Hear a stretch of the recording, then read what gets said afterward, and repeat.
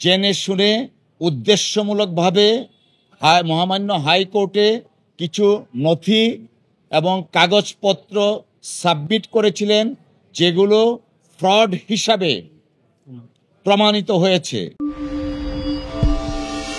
বহুল প্রচারিত সময় টেলিভিশন, সেই সময় টেলিভিশনের ডিরেক্টর, ম্যানেজিং ডিরেক্টর নিয়ে মহামান্য সুপ্রিম কোর্টের হাইকোর্ট বিভাগে একটা মামলা চলমান।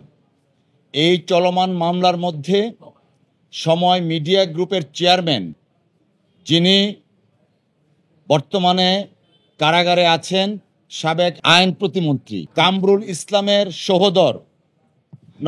সহোদর ভ্রাতা, ওনার নাম হচ্ছে মুর্শেদুল ইসলাম, তিনি সময় টেলিভিশনের চেয়ারম্যান। আরেকজন হলেন সময় টেলিভিশনের এমডি শম্পা রহমান, যিনি সিটি গ্রুপের, বাংলাদেশের বিরাট এক শিল্প প্রতিষ্ঠান সিটি গ্রুপের ডাইরেক্টরও বটে। এই দুইজনের বিরুদ্ধে আজকে মহামান্য সুপ্রিম কোর্টের হাইকোর্ট বিভাগের মাননীয় বিচারপতি ক্রিমিনাল প্রসিডিং ড্র করার জন্য নির্দেশনা দিয়েছেন। ওনারা জেনে শুনে উদ্দেশ্যমূলকভাবে মহামান্য হাইকোর্টে কিছু নথি এবং কাগজপত্র সাবমিট করেছিলেন, যেগুলো ফ্রড হিসাবে প্রমাণিত হয়েছে, এবং তাদের এই ফ্রডুলেন্ট অ্যাক্টিভিটিসের কারণে মহামান্য সুপ্রিম কোর্ট আজকে অর্ডার দিয়েছেন এই দুইজনের বিরুদ্ধে ক্রিমিনাল অর্থাৎ ফ্রডুলেন্ট প্রসিডিংস ড্র করার জন্য। একজন হলেন কামরুল ইসলাম, যিনি কারাগারে আছেন, তার সহোদর মুর্শেদুল ইসলাম, যিনি সময় টিভির চেয়ারম্যান।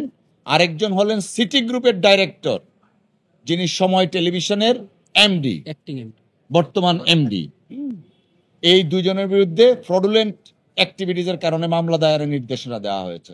আচ্ছা, ওনারা যেটা করেছেন এটা fraud in the highest level, অর্থাৎ একজন এমডিকে তাকে অব্যাহতি দেওয়ার জন্য ওনারা তথাকথিত কিছু চিঠি ইস্যু করেছিলেন।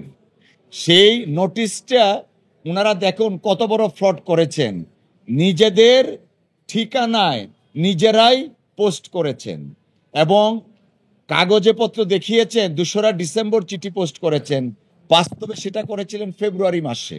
সো এটা অনেক নথিপত্র দিয়েছিলেন যেগুলা জাল, ফেব্রিকেটেড, এবং প্রত্যেকটা কাজ ইচ্ছাকৃতভাবে উইথ আলটেরিয়ার মোটিভ, অসৎ উদ্দেশ্যে ইচ্ছাকৃতভাবে পরিকল্পনা মাফিক ওনারা এই ফ্রড কাজগুলা করেছেন।